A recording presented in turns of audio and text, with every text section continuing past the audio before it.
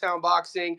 So we put this link up in our Discord. We put the link up on Instagram and YouTube.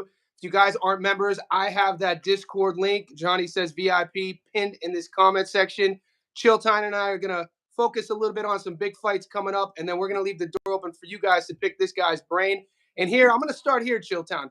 I've seen you on other podcasts on YouTube. A lot of the boys know who you are, and everybody just jumps right at sort of like who you got in this fight, who you got in this fight. And I'm not going to do that. I'm going to start with a question based on why I think you're great at what you do.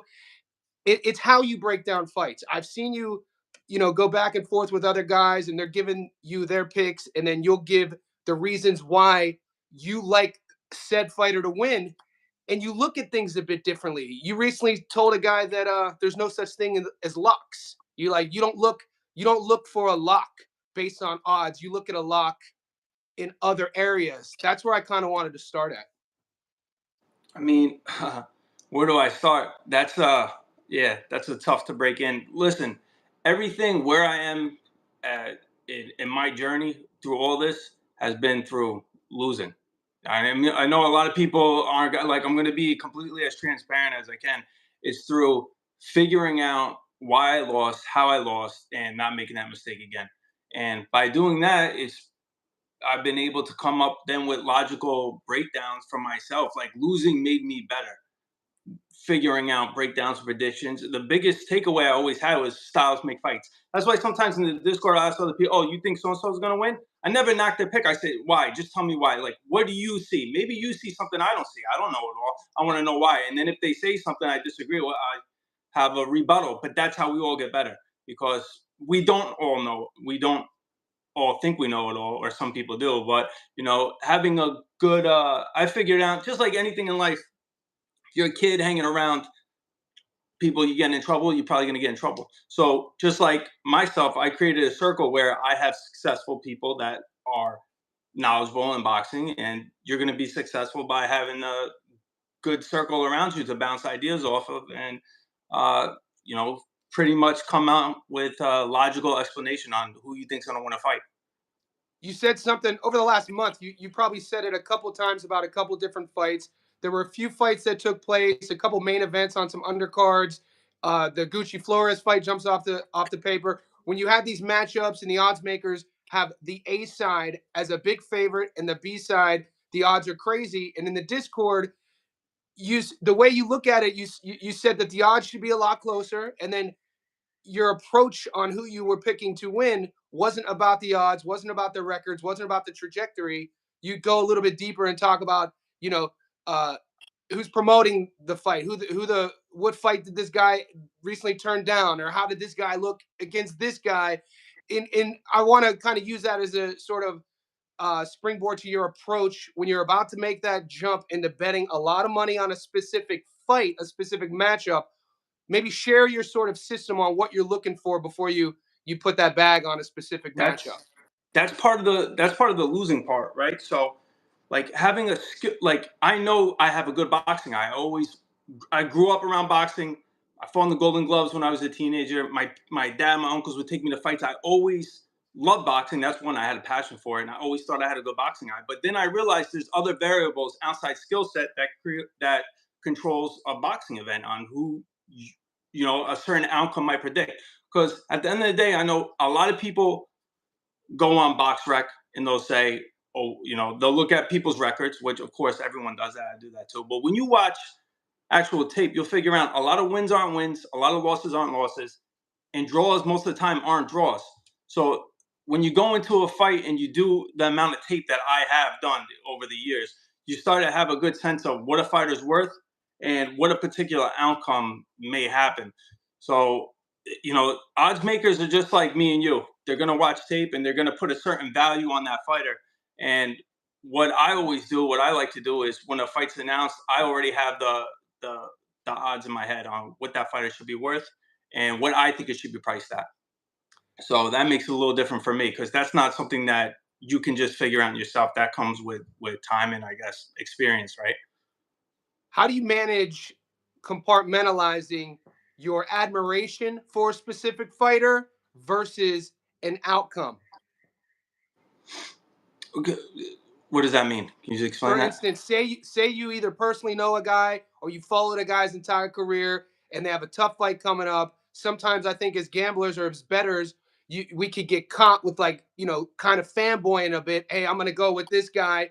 And then when they lose, you look back like, damn, dude, I should have listened to my wallet, not my heart. That sort of thing. Like, Oh, yeah. how are you able to do that? Do that? So that's the shitty part of doing what I do. Like I don't really enjoy. I can't, like, for me right now, we're gonna talk about boxing. Like, I enjoy this. This is entertainment. It's not. I don't like the betting aspect of it, because when I watching a fight and scoring a fight are completely different. It's not enjoyable. So that's why I remove any sense of that when I'm breaking down a fight and gonna bet a fight or score a fight. I have to be as non-biased as possible, and I can't root or fanboy for anybody, which kind of sucks, because at the end of the day, like, I don't feel like it was when I was growing up, when you cheer for a certain fighter, you want to see them do well.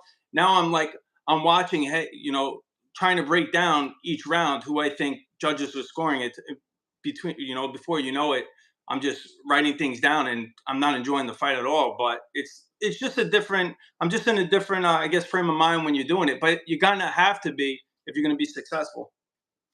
Yeah. So what do you make of all the goings on social media with some of the boxing big channels talking about that Boots going to train with Canelo and Yo-Yo, that was kind of like a slap in the face towards Crawford. What's your take on the entire thing? Boots going to do some camp rounds with Canelo. I mean, look, if I'm in Canelo's camp, who would you pick for a sparring partner? Who's going to be the closest thing? So I don't pay attention to the race baiting, because it seems like that's what a lot of it is, trying to Yep. make people feel for a certain type of way. A lot of it I know is coming from casuals, because I know, like, hardcore boxing fans, like, it's a dangerous sport, and you want to be as well prepared as you can for the fight that you have coming up, no matter what religion, ethnicity, or race, nationality. So I really don't pay I don't pay much time to it, because, like, just even talking about it or giving it airtime, I mean, yeah, you see where I'm going with it. I don't Yeah. pay much time to it, because, yeah, you're Somebody making asked it me. you're making it alive, yeah, by, Yeah, by talking about it. somebody Like, asked me earlier. I'm only asking you because earlier on my first live, somebody asked me it, and the way I looked at it, I was like, look, Jaron Ennis is a young, like I'm in my 40s now. I look at a guy who's 27, 28 years old. He wants to get better in all areas of his life. He's looking at it as an analytical decision. How do I level up? Of course, You're gonna get an offer to go share rounds, especially fight camp rounds, this close to a fight with Canelo, one of the era's best. Like, how do you say no to that? the only way I could see it being, like, grimy is if, say, you and me are boys, and you call me up, and now I'm going behind your back. I know you. I know your fighting style. I know your secrets. Now I'm in camp with Canelo, and now he's got a massive advantage. Like, that would be grimy if we were boys. But if they didn't grow up with each other, which they didn't, they don't know each Yep. other. They're not in the same camp. So, like, yeah, I'm not putting too much effort into that. How far are we going back with our film study of Bud versus Canelo? Like, because I figure the more, the longer you're in the game. It's what I try to tell people who private message me. I'm like, you got to be efficient. There's so many fights. You can't just go to Canelo 8 years ago. You got to see what he's done lately. And with Bud, you can't go to Ricky Burns. You got to see what he's Now, done lately. So what is your sort of systems when you're doing film tape on a fight this big? always their last fight. Of course, you're only as good as your last fight, and there's certain Mm. circumstances around that. But you're gonna have to find similar styles, similar attributes. If they fought a southpaw, you want to see if they're fighting a southpaw. So, you know, technically now I've done it. I've done this one, like, everybody on the undercard I've watched before and taped previously, bet their fights, so it just gets easier and easier. So then I do touch up film. But Mhm. if you're just starting out, I mean, I would always watch their last Mhm. 3 fights at least, and then if there's anything specific that's prevalent to the fight coming up, I would watch that fighter. How much relevance are you taking the William Skull performance? To God's honest, none. I would tell Same. people put that. I would tell people put that fight on your mind.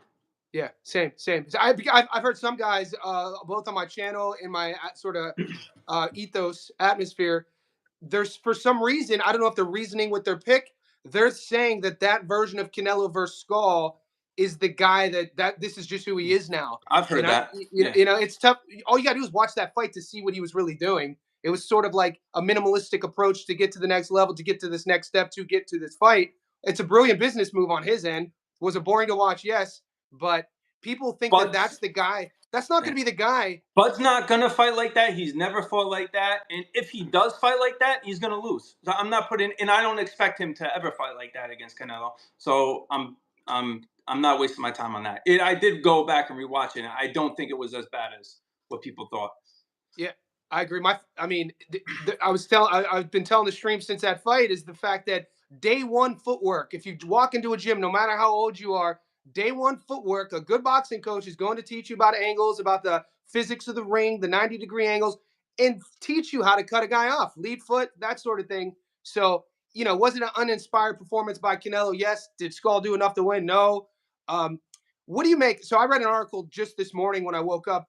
I think it was the Ring magazine writing an article comparing Bud coming up to fight Canelo to when Ray Leonard did it against Hagler.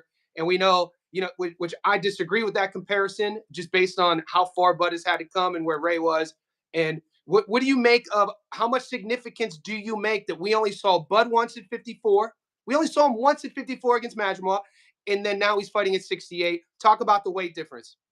Yeah, I think it's a silly comparison, but the weight difference I don't think is getting talked about enough here. So, the weight acclimation for Bud is going to be crazy because I don't think there's any advantage in it for him. We don't know how he's going to look. I would assume that he's not going to look better at 168. I don't think he's going to weigh in at 160. I don't know. Nobody knows what he's going to weigh in at. No one knows how he's going to look carrying the extra weight. He's not going to hit harder. That extra muscle is not going to make him hit harder. He might be somewhat stronger, but he's going to probably get more fatigue. But these are all question marks. No one's going to know. I don't even think he's going to know because he's never fought at this weight before. So I think it's a disadvantage for Bud, the weight, and obviously advantageous for Canelo, even though I don't think Canelo's a 168-pounder. But this is what he fights at. He makes these weight cuts. He's comfortable at that fight night weight. So those are all advantages for Canelo. In your opinion, what version of Bud was him at his fastest? What weight class? Was he faster at 40 or 47 or 35 in terms of hand speed? Man, hand speed is difficult because I think he carried his hand speed to welterweight. But the thing I noticed at welterweight, I think once he hit welterweight, I think every fight he's had a stoppage at welterweight. Unless I'm wrong, I think he just went on. He's got power in both hands. He's gotten seemed like he got stronger at welterweight. So who knows? And that happens with some fighters. I thought Devin Haney I thought Devin Haney fighting at 135 was a limitation for him. I thought, sometimes there's they call him a weight bully, but I thought he was much better at 140. Like that fight against Loma at 140 wouldn't be close. How he looked against Regis. So I actually think there's a thin line between being weight drained and then, a weight bully. And if you're weight drained, if you stay at a weight for too long, which I think Bud was at 140, sometimes they look that much better when they're when they go up in weight. The reason why I asked the speed question is because if you look at it from a sports science perspective, there's a term, when you see athletes doing plyometrics, body weight movement patterns, the equation to get to power is speed creates force, force creates power. So the genesis of power has to be speed. So if Bud's moving up, and we can honestly, from a scientific perspective, say that he's not going to be faster at 68 than he was at 47. Then how do we expect power to be carrying? I mean, I don't really like saying, well, he didn't stop Majmov. I mean, Majmov's a nightmare to deal with everything he presents itself. So it's pretty interesting that people who are picking Bud have yet to prove to me from a logical perspective how Bud wins rather than just saying Bud's a dog. You know what I'm saying? Because of course he's a dog. Canelo's a dog. What are we talking about? That shouldn't be why you're picking him. Yeah, well, the argument is that Canelo's regressed to the point where Bud's going to be able to catch him because even though Bud is older, I think in terms of boxing years, Bud's a lot younger. Yeah, man. I mean, Canelo's been a pro. He went pro, 2008? I think it's something insane like that. He's only 35. So, yeah, you're right. He's been in wars, tons of wear and tear. Just think of all the training camps, all the elite level fights that he's had. So active, very active. How do you see it going? Are you gonna like I know you've been asked this all the time. I've been asked it for the last year how I see it going. I probably won't give my exact prediction until fight week. That's just how I do it on my channel. But without giving analytically, let's talk game plans. Round one starts. Do you see Bud coming out southpaw or orthodox? Do they meet in the middle? How do you see it happening the first minute? Yeah. Let me first say with Bud, because I don't, I'm at the point where I really don't have favorite fighters. But if I did, like, say, if there's 30 great fights on and I had to choose a fighter to watch, it would be Bud would probably be the guy. Like, I love everything about Bud. He's a throwback fighter. He switch hits, has power in both hands. He can outbox you and he can also outfight you, which is a rarity. He's He so does both. athletic, his timing, yeah, like he's just everything that you would want. And I love his spitefulness. I'll never forget in the Sean Porter fight where someone's yelling, "Oh, you're down on the card, you're down on the card." Yeah, he came out and he said, well, he took it personal, like someone just smacked his mother, right? He's coming Yep. out and he came out for blood. Bro, I love that. Like, that's not taught. Like, you're born with it. You're either that or you're not. And I love that about Bud. I also think pound for pound wise, if him and Canelo are the same size, pound for, like, his skill sets, he's better than Canelo. I believe that. The problem is that What's the difference then? See, I think we're coming to the conclusion. Pound for pound, same size. Bud's the better boxer. The difference is what? Deductive reasoning has to be the size, right? Size. I mean, look, the Sean Porter fight, let's be honest with ourselves. Everyone, you say Bud, Errol Spence fight. Get the Errol Spence fight out of your mind. Get the Errol Spence fight out of your mind, okay? Let's not watch that. Watch the Sean Porter fight. Sean Porter is, that was a close fight. Mm-hmm. That was a close fight. The Majimov fight, close fight. Like, this isn't just domination here. Now, how'd you score Majimov? 7-5 for Bud. I could see 8-4. Yeah, first time I watched it, 8-4. Rewatched it. I was bending for the doubt. I let 7-5 is fair. It was it was those later rounds. Yeah, it's competitive. My issue with Canelo is that he's not going to throw his hands. So he doesn't throw his hands as much, it seems like. But the power shots, man, I'm really, really curious to see how Bud's going to take this power, because Canelo has power, especially the body shots. You know what? I need to do more tape on specifically how Crawford's defense is from the southpaw stance against guys with great lead hooks. You know what I'm saying? Because I'm just interested in that matchup. Is he going to stand in the pocket with Canelo from southpaw or orthodox? Because we know Canelo's lead hook is so sneaky, and he hasn't been. Who's hit Bud with a hook like that? Nobody. Then this is the problem. Like, he was tentative with Majimov because I think he felt Majimov's power. Early. So how are you going to be with? Majimov kept landing that straight right early, or that straight punch early. And he wasn't reacting well. I don't want to say wasn't reacting well, but you could definitely see he didn't want to overcommit because he didn't want to get timed and countered. If he didn't respect the power, he would have been walking through Majimov. So Canelo has legitimate power, and I think that if he does start to catch Bud, because Bud isn't some defensive master, he's not a Shakur. Like, he likes to trade it. So I think it's going to be tough, man. It's going to be tough. If you're a Bud supporter, I think that he could probably squeak like 3 or 4 rounds. I could see that, but I can't see. And I'm not even talking about the promotional side of things. I'm talking just if you and me are scoring it, right? Yeah. I don't know how he's going to win 7 rounds here. And then you would want to make the argument you think Bud could hurt Canelo. I mean, if somebody thinks that Triple G, I know you're not, but I'm sure there's people that think, Canelo's never been down as far as I know. I don't think Bud's coming up from 147. Another thing that has to be spoke. I mean, Canelo's been in there with some big punchers, and just being able to carry the weight as well. It's kind of like, so for instance, let's say I walk around. My walk around weight currently is 180 pounds. So it's about 80 kilos, 79 kilos. Now, I have a buddy who comes to visit me from America all the time. He's an outdoor, like, he does it, like, he brings that lead vest, and we do hikes with the lead vest. And then, my body weight goes from like 180 to 200. And then you take the vest off, you feel a little bit lighter.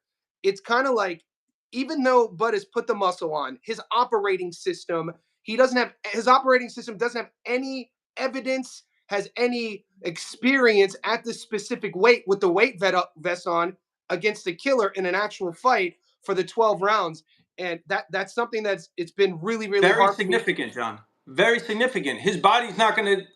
You're not going to react the same. You're going to fatigue differently. It's hard for me to get past that because if you were to ask He's me, not going to know his body. He's known his body at 147 for how many years? And that's even right. 154 is not a big jump. But now you're going to be coming in. If I was Team Bud, I would tell him coming at once, don't even come over 160. You want to be as close to your natural weight because I don't think there's any advantage in coming in heavier. Like I said, Do you you're not personally going to. know what do you personally know what Crawford walks around at? No, I just heard rumors and I heard it's Yeah, heavy. same. I've heard Yeah. like Bernie, with Bernie the boxer, and his strength coach. I follow on Instagram. They did the weigh-in. I think before the Madrimov fight. It's the scale said what 180, 182. He doesn't look that big. And to No. put an exclamation point on why I brought the lead vest up thing is Canelo's operating system. This is how he fights. And when you add that resistance, Canelo's neck, dude, is like this. He has a really thick neck, and that matters in terms of punch resistance, being able to take a shot. And, when you look at like the thick torso, the neck, the areas of the body for a boxer who just has to defend against punches, Bud has his neck is like thin and his waistline, he's not going to be as thick. It's hard for me to get past that. I look at Bud as a 147. I don't look at him as a junior middleweight. So in my head, it's hard for me to get past the 21 pounds. It's insane. Yeah. Yeah. That's the thing. Like the Madrimov fight was like he would really have had to dominate, maybe Yeah. stop him within 8 for me to say, you know what? Yeah, but that wasn't the case. Like it was one fight at 154 and it was close. 150, and even the Madrimov, Canelo and Madrimov have nothing in common, right? Madrimov, in my opinion, has probably some of the best feet at 154 because he uses angles. He's offensively gifted with his feet. A lot of people think good feet, like, oh, William Scully's got good, yeah, but he uses it more defensive. Like Madrimov can use it for distance, timing, in and out motion. Yeah, that's beautiful footwork, right? Yeah. But you're not going to see that with Canelo. Canelo now in a higher weight class, he's really become a power puncher. That's what he is. So he sits down on the shots, but you know what it's really, see what I've always liked about Canelo is his sort of economic approach to his gas tank. He doesn't really waste anything. He's very, his energy expenditure. You don't really see him expend any sort of movements unless he's using it, whether it's a feint, throwing the punch, slipping. And I think over a 12-round fight with a guy, Bud is going to, he will never admit this, but there's going to be some nervous energy from, any fighter stepping in. But from the energy perspective as well, just how to deal, what to waste, what to save. Crawford's kind of learning on the job. I mean, Johnny, too, there's an interview that's out there. Anyone could watch it. I think it was 3-4 years ago when they asked him if he would ever go up and fight Canelo. And he said, no, absolutely not. There's weight classes for a reason. He's way too big. But now, for me, this is what it feels like. Yeah. Bud's going to go up. This is his last fight. I don't think he'd fight after this. This is a massive payday. No one would, if they rang you or me to fight Canelo tomorrow, we're fighting. Like, it's a massive amount of money. It's life-changing money. Even though Bud's done well, like, this is going to be more than anything he's made in his entire career combined. So you're not going to turn that out, and you're going to give it your all because he's a competitor. He's going to say he's going to win. He's going to do his best. He probably thinks he can win. But that interview tells me all I need to know. There's weight classes for a reason. This is exactly what me and you are saying. There's weight classes here for a reason. So is he good enough to be competitive? Absolutely. He's pound for pound great. I think so. But even though with the underwhelming performances of Canelo, because I think there are underwhelming, I think he's been going down and down with John Ryder, Jaime Munguia, Edgar Berlanga. But all those fighters, I think they all give Bud trouble at 168. I mean, he's competitive sleep with on John Ryder, mate. People sleep on Ryder.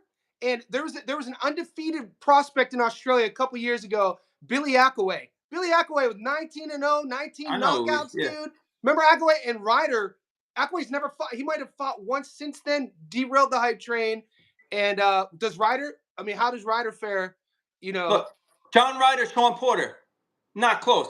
Yeah. Am I right or no? Just the size. Those are two similar styles. We saw Bud struggling with a Sean Porter. I mean, Canelo won every round against John Ryder. But listen, I'm not a triangle theories, but you can't ignore fights either. You have to use some logic and common sense when you're making a pick here. And it keeps coming back to the same thing we're coming back to. The size discrepancy. Yeah, Pete, you mentioned a good point. The first time I ever heard Bud saying he wanted to fight Canelo was after the EJ fight.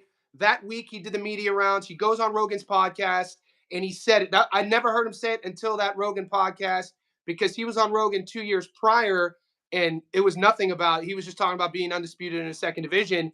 And then people were like, oh, he jumps up to, he went to 54. You look at his trajectory. Look what he's done. 47, one fight at 54. That was the plan to get the Canelo fight. Gets the Canelo fight. I think win, lose, or draw, he's gonna hang him up. It just seems like that's what's going down here. You know what I'm saying? That's what you think he's gonna fight Hamza Shiraz if he beats Canelo? Nah, Canelo's the golden ticket. Everybody knows this. So he would have to not only win 7 rounds, he would have to win them very, very clear and convincingly. So if you think he can do that, which I'm sure a lot of people do, that's fine. I understand the logic behind telling me that Canelo's been underperforming each fight. I get that. But is it enough though to lose to a welterweight? I'm going to tell you no. So yeah. So on, like, I'm a very old school sort of guy. I still write all my notes down with a pen. I have the same. Yeah, I got a pen and paper. Dude, you could, I'm a Northeast Ohio Italian and grew up with the Italian immigrants, old school, Ellis Island. Everything's hands on, from the food to how I write. So anyway, but the thing about what I wanted to ask you, when you gauge Canelo, when you gauge his career in terms of what does he look like? When was he at his best? What's his best performance? And what's he look like, his vulnerability state version? And then sort of what to expect on fight night. And you do that with Crawford as well. What moment of Canelo's career do you go to for him at his best? What moment of Bud do you go to for him at his best? And then both of their guys at their worst. How do you see that? Yeah, I mean, Canelo, I love Canelo at 160. I loved him at 160. I thought the 168 run was like everybody else. People were upset with the David Benavidez fight because I thought David Benavidez was always the second best up there, So I didn't need to see a lot of the runs that he was on, but he was belt collecting. So, but even still, like he still went in with Dmitry Bivol, who's a 175 pounder. He still fought Kovalev at 175. People forget about that. The Kovalev fight. He's compete. He went up to heavy. These are heavy weights. These are big boy weights, man. Completely different than welterweight. And that to me is where Bud obviously was at his best. His run at 135 and 140 is not like it was at 147. Even 147, he was blackballed a lot. I remember watching sometimes they would have all the champions and top contenders on certain channels, and they never had Bud's name there. Never. So, yeah. I remember those days too. People forget those days. Bud, it took Bud everything forever to become a household name, man. Like he had to campaign for that Errol Spence Jr. fight. They wouldn't. They said he wasn't marketable. They said that's crazy when you think about. They wouldn't. Do you know any like behind the scenes on what was really happening? It just happens. It's promotional, man. There's so many great fighters that don't get title opportunities, and there's so many mediocre fighters that get multiple title opportunities. Look at Rolly Romero, 2-time. He's one of my favorites. You gotta say two-time weight champion, Rolly Romero. Like one of my favorite guys, though, dude. The history books will always say Rolly Romero's a 2-division. Who wouldn't want a vacant title shot at 140? Like one of the best divisions of all boxing against Ishmael Barroso and Rolly Romero. Like, what are we doing? Insane. And then gets elevated. Yeah.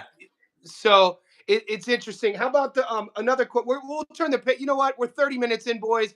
All the chat, we appreciate you. We appreciate the love and the support. Chilltown Boxing's he's like a Bigfoot in the social media circles of boxing. Some people know who he is. Everybody talks about him like he's not a real person. There he is, right there. You want to answer some of these questions? Yeah, that's awesome. How about you take one of these questions, man? Thanks, Usyk, for the super chat. Jake Paul beats both. Is that the question you want me to answer? Does Jake Paul beat both? No, hell no. No. Just you pick one of them, mate. You pick a question. I don't know how to do that. Okay, so do you see? Yeah. So you don't have to do anything. You can just, Fresh BX, Raleigh being a 2-division champ shows how much of a joke boxing is. All right, what's your opinion on that, Chilltown? Fresh BX says boxing's a joke because Raleigh's a 2-division world champion. I mean, he's not wrong. I just recently, I messaged the WBO president, Gustavo, the rumor was Gio Santillan is getting ranked at 154, and he's going to defend against Alexander Zayas. And I told him, like, this is why boxing is becoming such a joke, and why UFC just signed a multi-billion-dollar deal, and ESPN just got cut. And Gustavo, he's a cool guy, and he's the new president of WBO, but these are his rules, and that's what ruins boxing. 154 is one of the best divisions of all boxing, and you're going to have... Are you serious? Is Gio really fighting for the belt? Gio, Alexander's going to get a voluntary defense. WBO, we all know, some of us know, whatever Bob orders, they want to keep the belt in-house, top rank. They want Gio to be Alexander's first defense.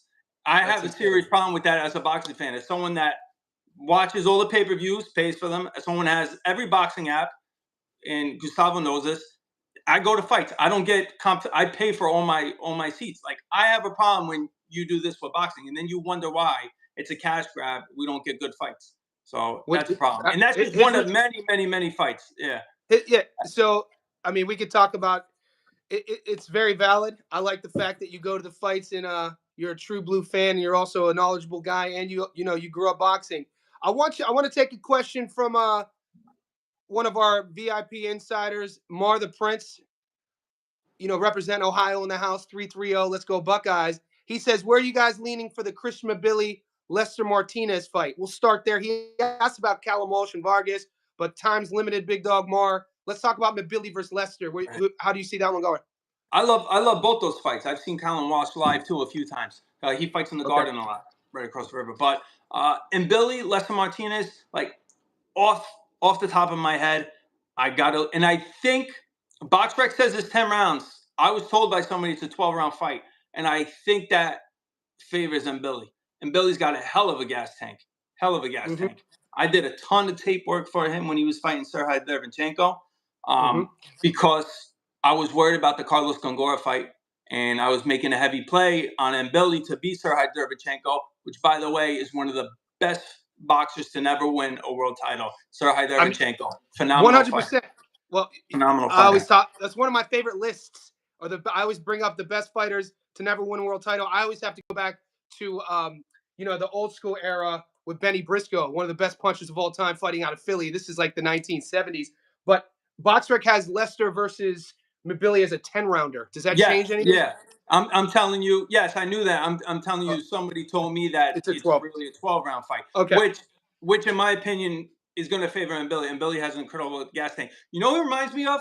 The fighter we just saw over the weekend, Bas Abreu.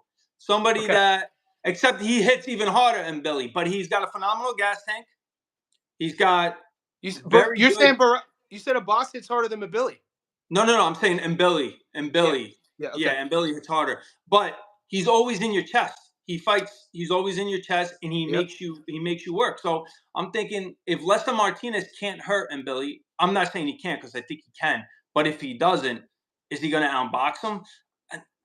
I'm not sure. I've seen Lester Martinez in close fights also. I think he was in a close fight years ago with Rico Santana, who's also on that undercard. So just from taping both these fighters, knowing both these fighters, I would say my early lean, I would pick Billy. I would pick Billy to win. Yes. Do you have a good memory? He did fight Rico Santana back in the day. I'm just checking. And he's also on this card, right? Yeah, Rico Santana. I picked him in a few fights. He fought Truck Simpson too on that OTX, the overtime card, which I thought he didn't win. I thought Truck beat him, but he got an unlucky break in that last round. Yeah, we covered the Jahai Tucker. Truck Simpson reminds me, if you had to do, like, I forget what the young kids call it, when you do versions of one and then each one gets a little bit. It's like Errol Spence Jr. here, Ammo Williams here, Truck Simpson here. It's like southpaw, lead shoulder. Jahai. I picked Jahai just the speed advantage. I thought he was going to be too fast. His feet in his hands. And it worked out that way. Truck was always just a step behind. But my issue with Lester, man, is when, people always sell me on Lester based on, trains at B&B, Bud Crawford, Bomac. You watch his performance. I don't know if he's on the level Mabili is. I haven't. I mean, he has a lot of knockouts. Is he going to be able to handle Mabili on the inside? Is he going to? I don't know. How does Lester beat him? Does he beat him on points, or does he stop him? That the style of Mabili's a problem. That's what I'm saying. It's a problem. So how do you see a path to victory for Martinez there? I If think you he's had to gonna have pick to one. hurt. If you had Yeah, to pick yeah. one. Like I'm telling you, I'm leaning Billy, and I'm trying to think. Could Lester? Because Carlos Gongora almost had Billy out. He was rocked, and Billy didn't know where he was in the 7th or 8th round from an uppercut. If you go back and watch that fight, I would tape the Carlos Gongora and Billy fight. And Okay. if I'm Lester Martinez, but I think Carlos Gongora is a southpaw, and he was having a lot of problems with that southpaw lead uppercut. I don't think he's going to have that with Lester Martinez. I think Lester Martinez is going to have to try to hurt him, and I think he can. Lester Martinez got a lot of power, but if he can't keep him and Billy off his chest, and Billy's going to be on you all night, and he can do that for 20 rounds. And Billy, that's how he is, like Abasa Rehu, right?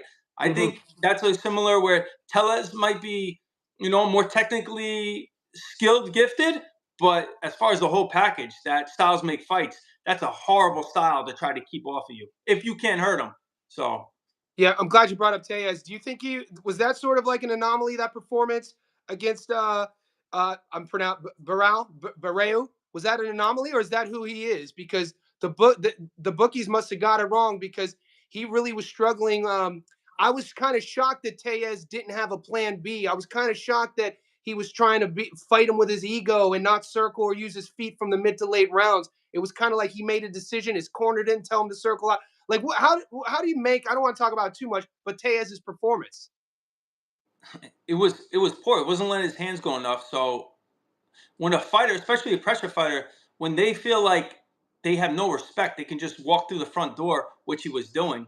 He wasn't. Tella has a good jab. He wasn't using it. His good hooks. It's almost like he was a little bit frightened to throw. He gave way too much respect early, and that killed any momentum that he was going to have. You kind of saw like a snowball effect. It just got worse and worse for him.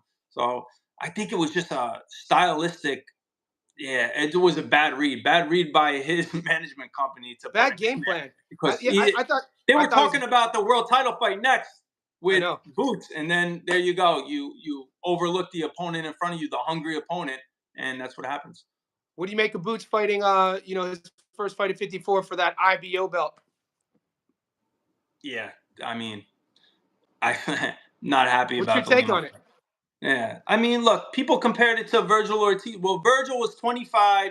He went up, and I gave Virgil a lot of shit for taking his first fight at 154, his opponent that he selected. But you got to understand something. He was a 25-year-old coming off like 14, 15 months of a sickness where he almost died. He had And rhabdo. The dude was hospitalized. People don't. he was If you don't know what yeah. rhabdo is, guys, Google what rhabdo is. If you don't know, So we got kidney to stop with the. failure. People love to say, well, they did it for Virgil, so let Boots. Listen, Boots is a 28-year-old unified champion coming off his best performance to date. His momentum off of Sihyon is sky high. And I said it in the chat, he should go right after the dark horse of the division, Bankroll. Murzailov?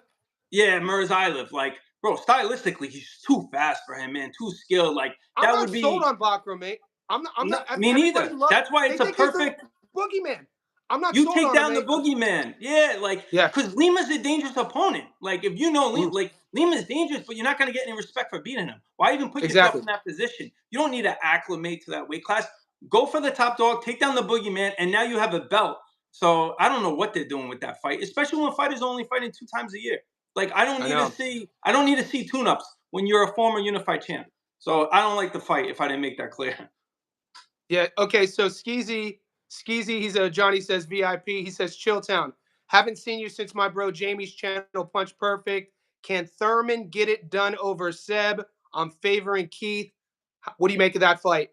Man, I hear a lot of people favoring Keith Thurman. I'd be honest, even in his last fight when he got the knockout, I don't think he looked the same. I don't think he looked good. I really don't. Brock Jarvis. It's Yeah. like Yeah, I get it. He stops a domestic Brock Jarvis, and people are like, I mean, he's back. We get old, guys. We get old. We don't get younger in the fight game. Keith isn't the guy he was 10 years ago.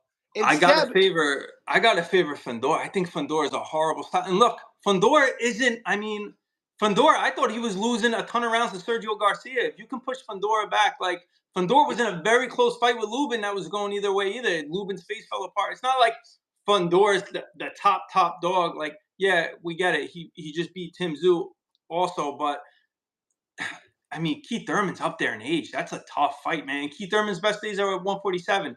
So if you were gonna bet Keith Thurman, I mean, good luck. I'm not. I can't trust. I can't trust Keith Thurman. Yeah, see, like I've been a fan of Keith his entire career. I think guys like Keith are great for boxing, world class. Look at his resume. The dude's an animal. But like I said, 10 years ago, I wouldn't have batted an eye. I would have taken Keith, no doubt. With Seb, I feel people don't understand that Seb Fundora, he's still young, man. Like the kid is growing into his frame. I've already liked his style. I've always liked that sort of, stay right there, take one to give him punch style. We saw him get stopped. Wasn't it Mendoza? I think Brian's been calling for that rematch. The only guy to Brian knocked him out, I think, in the seventh. And Brian then Mendoza, he was yeah, losing every second of every yeah, round in that fight, and he came out with the Lucas Body H2O knockout, the Gabriel Zotto Beck Bully knockout. Right? It's yeah. like it saved him. It was just a Hail Mary or My point though with Seb is he's at a stage in his career. You got the belt around his waist, the confidence. He literally lives in the ring, and I think he's getting. You got to expect every time, at least for the next few fights, we're going to see a little bit of a level up for Fundora. I think he stops Thurman. I didn't want to say it, but yeah, I do. I think he could grind him down. That's Yeah. going to be a tough. He's going to set a tough pace, and Thurman's not going to have the legs. Listen, the first thing that you go when you're, he's in his later 30s. I'm in my 30s. No, my legs are not the same as they were 10 years ago. I'm telling you right Reflexes, now. speed, exactly. Yeah, and now not only are your legs gone, you got someone chasing you down with that crazy reach who loves to fight on the inside. Like Thurman's, that's not his battle. He's not an inside type, He's not going to Mm. be able to do what we thought he used to be able to do. Mm-hmm. So yeah, I'm not. I think the Brock Jarvis, it's a good one, but you're supposed to beat Brock Jarvis if you're even an age Brock with just, Keith Thurman. I was just at the fights Wednesday night. Brock just went life and death with a 6-fight Kiwi, and had to get like it was a 6-rounder, 8-rounder, had to get a mid-round stoppage. It was an even fight. He was losing, Yeah, so yeah. I heard. Brock I heard. Jarvis, yeah, it wasn't the best. What's your take? This is a guy that gets brought up on my stream. I gave the boys my take, and I was doing it. I don't bash fighters. I don't talk shit about guys who lose. I think what I see in Serhiy Boacek, I see a Mm. guy who's been in wars. I see a guy whose fight styles is starting to show. What do you think of that? Do you think Boacek looks run down physically? Yeah, and first, you always hear people throw that term like he's a bum. I would never. People risk their No. lives, put the Yeah. gloves on. I mean, I put Exactly. gloves on at U Spar. Yep. If I had fights, like, oh, it's not easy. You put a lot of time, sweat, tears into that. It's a 100. lot of damage. It takes years off your life. So I'll never disparage like a fighter like that. But I definitely echo your sentiment. Sirhidy Bochuk has been in some serious wars, and like I've said early in the stream, you're only as good as your last fight. I thought he didn't look good against Michael Fox. I Mm-mm. thought if I remember correctly, I'm trying to remember, he came in overweight, he One. blew Yep. weight, huge red flag, and he was losing rounds. I even want to say he got dropped in that fight. I'm trying to recall, and He they didn't didn't get call dropped. it a knockdown. He, No, he they didn't didn't get. call it a knockdown, but he got dropped. I want to say he got Did he? dropped. I got to rewatch it. I thought No, he got I want to stunned. say he got dropped. Listen, that's another guy, Callum Walsh. He got dropped. I was ringside against his fight with Ismail Villarreal. He got dropped in that fight too, and they didn't call it. The rep picked him up and go, "Oh, slip, slip." But I think you rewatch that fight with Michael Fox. I He did will. not look good. His reflexes, his hand speed. He looked like an aging fighter. And listen, Yeah. that's the wrong type of age to have if you're going to go against someone like Brandon Adams. So I And think, yeah, I think that fight has the potential to jump off the paper. No one's really talking about that fight. I got the fight card up. he opened up as a 6-1 favorite, and I get it, just how their careers have been. But Brandon Adams, he was in a fight against Andre Katz, a very, very good 154-pounder Greek fighter. Katsarakis, right? Yeah, Yeah. exactly. And a fight that could have went either way. I did Dog. support the Cats, but yeah, I mean, Adams is good. Adams got a chin Yeah, on him. He's got power. for And if sure. Botok did slide, which I think he's potentially on the slide, I mean, look, he's been. How many wars has this guy been? The I know. Virgil Ortiz fight alone probably took some years off his life. So 100%. yeah, and I So think Adams has to have some momentum and like some hunger, knowing, hey, I could do this. So let's get to, we got some super chats coming in. We got Mar the Prince. He says, Chilltown, early thoughts on Stephen Fulton versus Shaky Foster and Lubin and Virgil. Two great fights. I can't wait to Two break great down fights. I was just Chilltown. talking. Yeah, I was just talking this fight with some. I got friends in like different time zones, so we're always talking when fights are announced on different whatever WhatsApps or Discords or Patreons, and we were just talking this fight with Cool Boy Steph and Shock. You know, I think it depends on how much you want to read into Cool Boy's win over Figgy. So I think that Figgy was completely shot. So I think it was more Figgy that lost and Fulton won. I think you would really want to watch the Fulton and Carlos Castro fight. Don't forget, he's jumping up to 130. Props to him. He's going from 126, 130 right into a title fight. But Shockey Foster, he's a legitimate lightweight. He started at lightweight. Most fighters go down and then go up. He went up and then came down. So he cuts big for 130. There's going to be a big size difference with Shock Foster. Shock Foster is always in close fights, no doubt about it. Fights with Hobson Conceição. He's in a close fight with Nova. But I think it's going to be a close fight. But I think that size, the reach, the box, I think it's just, I don't know how much Fulton is left after that Inoue fight. He did get dropped by Carlos Castro. So I think this is a good stylistic fight, but I don't know what the odds are on it, if they drop the odds, but I'm favoring Shock in that. All right, the boys are just going to have to wait till fight week to get my prediction. Chilltown, how about Lubin versus Verge? Man, I can't. Virgil Ortiz is a menace, bro. He's an absolute one of my menace. favorite guys to watch. But then again, man, I've been watching Eric for a long time too, though, man. People forget the boxing casuals throw guys away like insanely. And Eric's only 29 years old. You know what I'm saying? He feels like he's 40.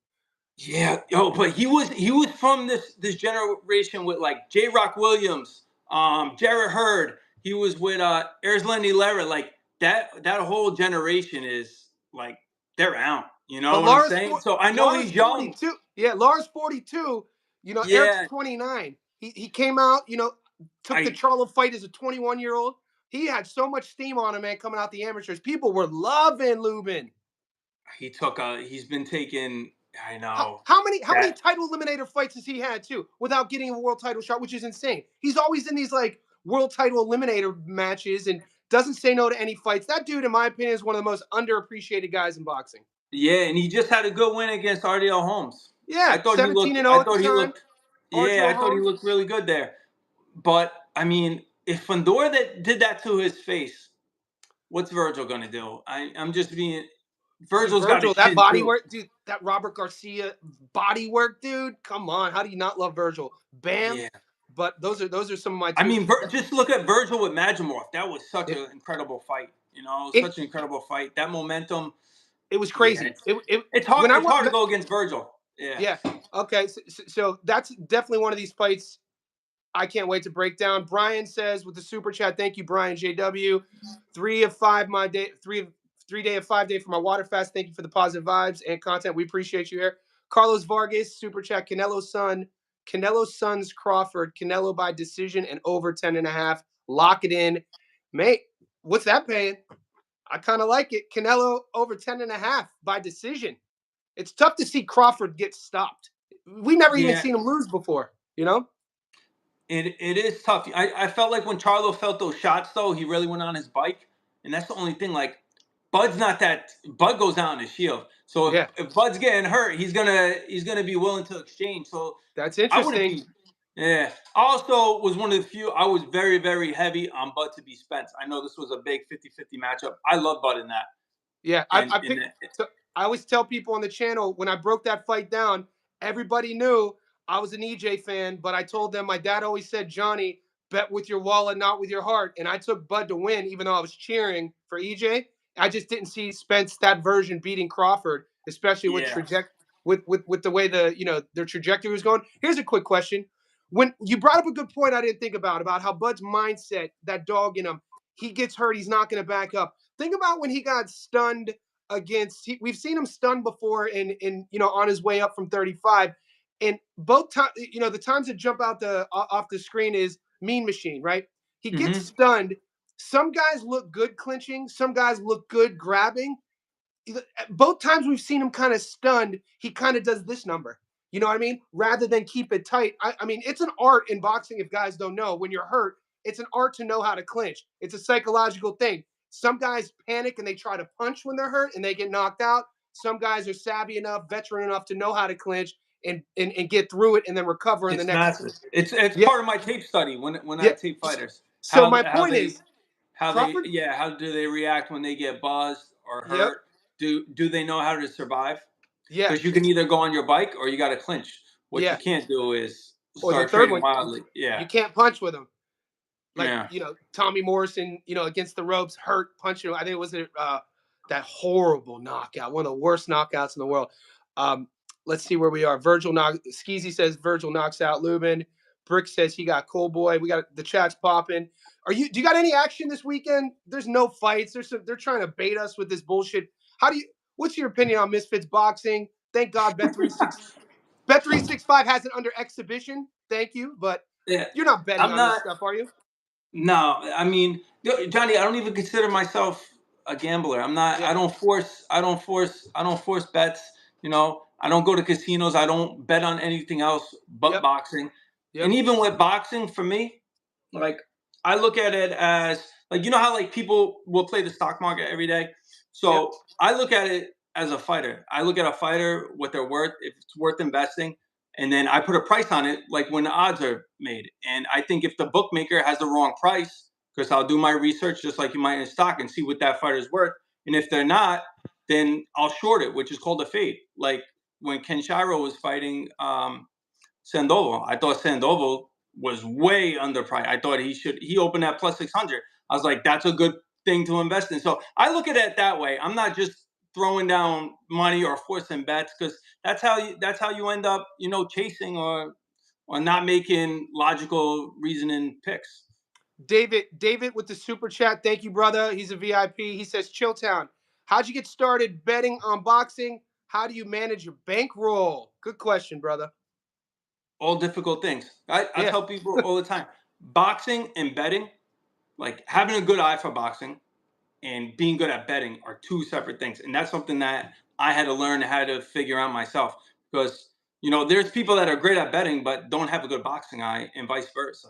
So that was just through, I said early in the chat, just by losing, figuring out, look, I've been doing this now like 5-6 years, I want to say.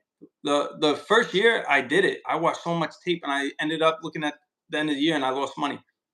The second year I did it again, I ended up breaking even. And that's when I said to myself, why am I even doing this? Because it takes a lot of dedication. I'm spending weekends, you're watching the fights, right? You got a live bet or whatever else. You're spending a lot of time taping. But then the next year it all clicked for me and I did really well. And then each year I've been doing better and better, just figuring out the blueprint that works for me, because everybody has a different style, right? So everyone has a different style of boxing. But your bankroll is something that you have to be comfortable with betting, risking.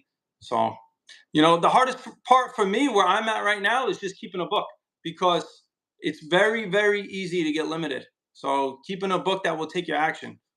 Carlos Vargas with the super chat. He says Crawford's getting touched up from 1 to 12 like never before. And Mar the Prince with a $5 super chat. Do you guys feel Mason is a lock? I still have concerns regarding his chin. He was dropped against Johan Vasquez and Angel Barea, not counted. If you don't know, he's talking about Abdullah, Northeast Ohio stand-up, taking on Sam Noakes. Not you. No, I know you know. I know you know, Chilltown. I'm talking to the chat. Yeah, Abdullah Mason versus Sam Noakes. What do you think about that comment? One of the best lightweights in the world. I've been so high on Abdullah Mason for so long. I think he's going to be a special talent. But yeah, he gets caught though. But he gets caught because he's young. He's very young. He's maturing. But that's another one. When he did get caught with Johan, I thought he showed a lot of maturity on how he reacted, how he didn't 100. get up. Because a lot of times when you get hit, your survival mode goes down, and you want to get the get back, right? You want to just start swinging wild. He was calm and composed. He's like, I just got dropped. It's okay. I'll listen to my corner. Let me figure it out. He's a very intelligent boxer. And he's only getting better. He's getting better and better. So as far as him getting dropped by Johan, who has super heavy hands, I mean, he could crack. It shows that he has a chin, right? Mm-hmm. Anyway, he got dropped. He got dropped by Luis Neri. Look how he reacts. He got dropped by Ramon Cardenas. Yep. Yeah, I mean, bro, especially when you're offensively gifted, because they're offensive-minded fighters, you're gonna get clipped sometimes, and that's okay. It's not a knock. 100%. It's how you look afterwards. That's what I gotta read into. So as far as him and Sam Noakes, I think that's a fantastic fight, but I, I don't know. I don't know who I would pick over Mason outside of Shakur Stevenson. How That's about gonna Kid be. Schofield? How do you think Mason versus Schofield goes? I think Kid's very raw. Even though I picked him to be Tevin Farmer, it was purely off of athleticism, energy. Bastard. Dude, Yeah, I got burned on that one, man. I didn't see it, it coming. I got honey dick, but I got honey dick, man. You know what it was? I got blocked by Auntie Sco. Auntie Sco blocked me on Instagram, and I ended up betting emotionally and like not seeing the athlete, not seeing the explosivity in Floyd, and I went with Tev. And oh no, it is. god, I love Mason's. Yeah, I love Mason's team too. Like he just is the real deal, man. He screams the real deal. Not that Kid Austin isn't, but Kid Austin's very, very good. I just think Abdullah Mason's great, and I think he's gonna be great and go on to be something special. yeah. So when people say, you hear these phrases, buzz terms, he's chinny, he's chinny. I'm like, dude, any boxer who gets dropped and comes back and wins isn't chinny. They're durable. Like you got to understand the difference between being durable and being chinny. Amir Khan, when he started getting stopped, you could call Amir Khan chinny. No disrespect. One of the greatest hands in boxing history. His speed. You say he was chinny, right? You don't say Inue's chinny. You don't say Abdullah Mason is either. And like you said, I want to see if a kid could come back from the dead. Not all guys could be the nail. A lot of guys could only be the hammer. And when that first little inkling of desperation or adversity slips in, some guys panic. Mason didn't. Yeah. He showed me a lot in that fight. I got into an argument with a very well-known analyst about them telling me Andy Ruiz was chinny. I think he got dropped by what the fuck was his name? Cristobal. Oh, Was the well, heavy hit? that's a great fight, man. The You guy talking from about California. the big Yeah, what was Mexican his? heavyweight? Yeah, Uh-huh. yeah. Yeah, I forget that was a crazy fight. Oh, Areola, right? Chrissy Ariola. Yeah. Bro, Andy Ruiz has one of the best chins in boxing. Yeah, he got. That doesn't mean he's chinny. He got up and he came back to win the fight. That's not chinny. Like people, but That I was a was a little sneaky good annoyed fight, because mate. like you're at boxing. He commentates fights. Like you should know the difference between chinny, Amir Khan chinny, or Andrew Ruiz has a hell of a chin. Took a great right hand by a A heavyweight big behind the back of heavyweight. the ear. A big Gets up and heavyweight. wins. Yeah, a Yeah, big like heavyweight. come on. Yeah, Martha Prince with the $2 super chat. He asks TJ, Mason, or Keyshawn. Oh, so Yeah, who do different you? weight classes Yeah. now. Keyshawn, but listen, yeah, Mason, man, Mason. Yeah, Keyshawn Oh is shit. You would take Mason over Keyshawn absolutely. at 40 Listen, at 40 or 35. I think. Well, if it was going to be at 135, look, and I'm on Keyshawn. I took Keyshawn heavily when he beat Dennis Baranchek. Yep. Uh, but man, I'm really a Mason believer. I think he'd figure out Keyshawn. Keyshawn fights kind of immature. I'm gonna be honest with you, and he's so gifted. But that the Nahir Albright fight does exist. Yep. He got clipped a few times by him. Nahir Albright's a great fighter. I'm not He saying is. that's a knock on him. Philly guy. Just like Abdullah's gotten clipped. But I think like prime for prime when they're gonna be in the prime, I would take Mason. I would also Nice. take Keyshawn though to beat Andy Cruz in the pros. So Okay. I'm not shitting on Andy Cruz on Keyshawn here. I do like Of the Keyshawn. champs, this is just something I want to pick your brain on where you stand on this. 140 pounds, no secret, really fun division, top heavy. It also has a lot of guys that a lot of casuals don't even know about who could be champions. Who do you rank? Like, how do you rank? GAR, Matthias, Hitchens, and the champions at 140. Who's your favorite champion at 140? That's so tough right now. I mean, you still have Because Teofimo at Morataya 140. I think Morataya, did he get elevated? Murataya is at 135. He's Oh, supposed to be fighting okay. Kid Austin. They're saying now, but they didn't call his mandatory for Okay. his mandatory is supposed to be Andy Cruz. They didn't call it, so they're making a fight with Kid Austin. But I mean, 140 is still up in the air. That's one of those divisions. I'll say from number 1 to all the way number 30. I think a lot of them can beat each other. That's what makes the division so great. It's so deep. It's one of the deepest divisions in all boxing. Okay. And if And then, Shakur goes to 140, I would have Shakur as that guy at 140. interesting. How about if Hitchens? Who would you take? Hitchens versus GAR, Gary Antoine Russell. Oh man, that's a great fight. That's That's the a one I great want to fight. see. That's the one I want to see, man. And I've been high. I was high on Hitchens before the Kambosos fight. I was telling people on the live stream, all Hitchens needs is a viral moment. He's yet to have that stand on the ring moment, that knockout moment. I was like, take him by knockout against George. He did that, got that moment. So I'm really excited to see him fight again because he has the skill set, the jab, the speed. No. It's just he needed to believe in himself to use all that. And I think when Hitchens is cooking, man, he is gonna be a tough out for anyone at 40. Oh yeah, no, I like Hitchens, but once again, like the Lemos fight, a lot of pressure, completely bothered him. But then with GAR, the Pueblo fight, a great boxer, really bothered him. And that's what's so beautiful. Like the styles make fights. That's why I tell people all the time. I was one of the few that picked Liam Paro to beat Subriel Matias down in I Puerto did not see Rico. that coming, mate. I did not see Liam beating Subaru, and he did. It's a good And point. I only say that to say this because right after that, Hitchens had fought Lemos and arguably lost. I didn't think he lost, but I could hear the argument why he looked really poor against Lemos. And he was set to fight Liam Paro. And I said, Liam Paro's coming off his best win. Hitchens coming off one of his worst performances. But I got Hitchens all day. It's a stylistic matchup. So that's why triangle theories don't always work. It's styles make fights. I had Hitchens outboxing Liam Paro. That's why the fights get made, and he did. I thought he struggled the first few rounds, figured him out, and he outboxed him. Hitchens is a problem. He's kind of a similar style to Devin Haney without the PTSD. Yeah. What do you think? What do you think of? You brought it up, mate. I didn't want to talk about it because I still don't think it's going to happen. I have PTSD from being a boxing fan. Fights getting called and getting canceled. Norman Jr. versus Haney. How do you see that? Weight classes. Listen, I've been doing this for a long time. I'm gonna tell you right now. The toughest jump in any weight class is 140 to 147 for me, from all the tape that I've ever watched. That makes and break fighters, and it typically breaks fighters. I think that's a real jump. That jump from 140 to 147. Haney's first fight at 147 to be Brian Norman, like he had a catch weight right against Ramirez at 143. His last fight, and Ramirez is at at the end of his career, not what I he was used to told they be. were cashing him out. My boy trained, grew up in his camp. Basically, grew up with RGBA. The boys there. They said he's gonna. Yeah. So going to that fight, it wasn't a shock.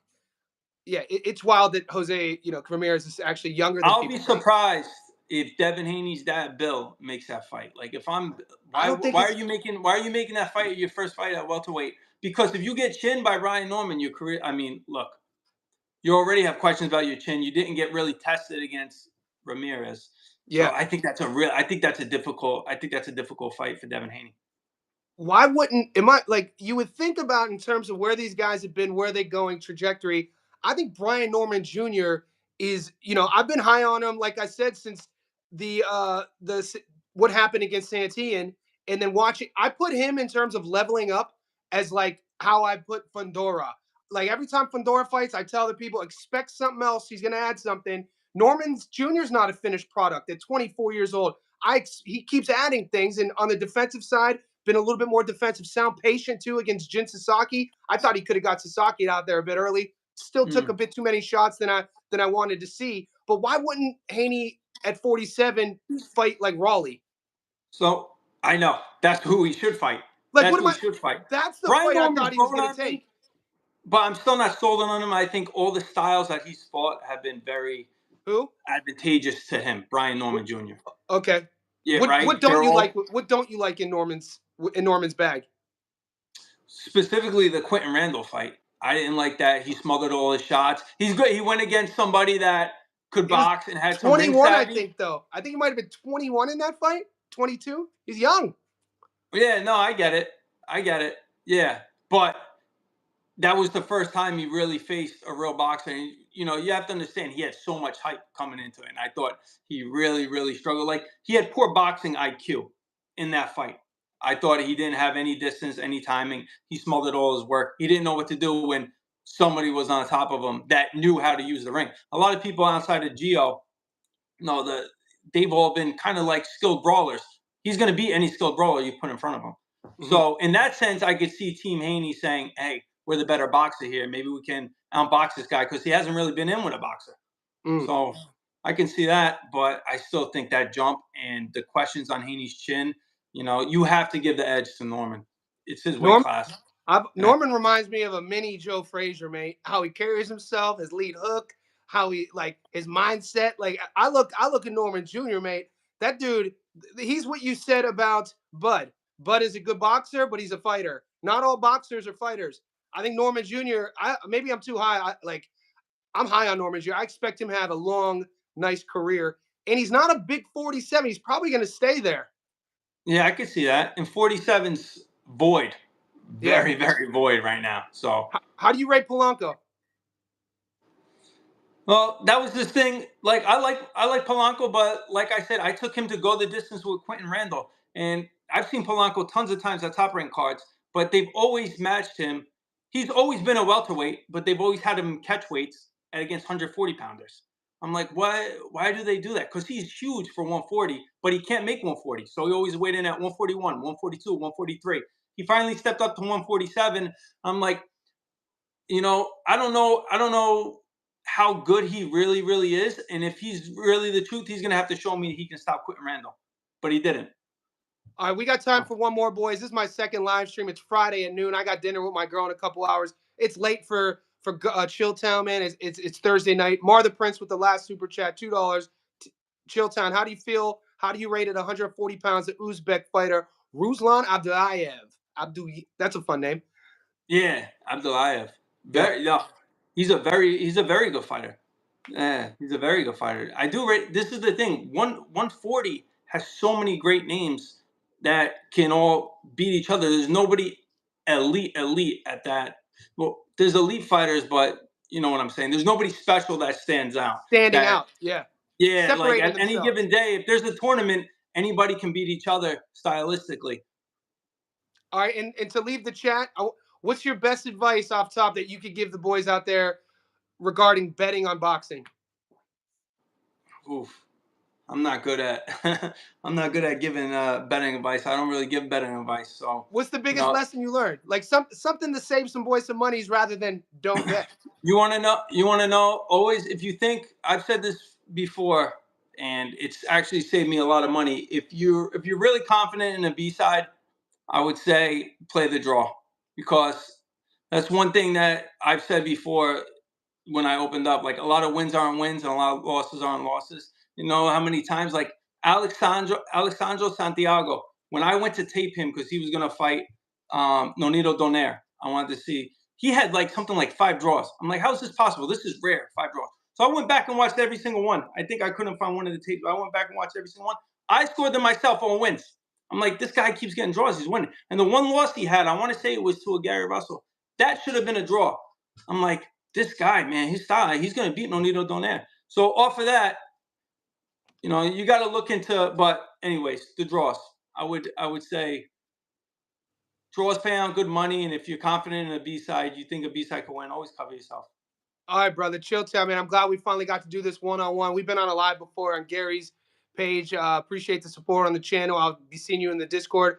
All the chat, we appreciate the support. We're an hour in, and we could probably go for another 3 hours. You start talking, riffing with a dude who knows boxing, man. We could go all night.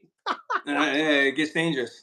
Yeah, man. Be good, man. Have a good night, Chilltown. We'll be in touch, all right? Thanks, brother. All right, talk to you. Sure. All right, boys. Thanks for sitting through that. I'm going to stay on for a couple minutes, take some of the questions real quick. Breaking Bad Boxing. God bless. God bless you too, man. Breaking Bad Boxing. Follow him. He's a beast. He's a member in our Discord. He has a new channel. Really does a great job breaking his fights down. History Vault. Sorry I didn't see this before. Can you, Chilltown, talk about Conlon Bateson? You know what, History Vault? I'll bring TJ on more and more. We've been on a live stream before, and that's really the first time I've ever talked to Chilltown one-on-one, by the way, guys. So that what you just watched there is the first time I've ever actually talked to him one-on-one. We've been on panels before, but I never really spoke to him.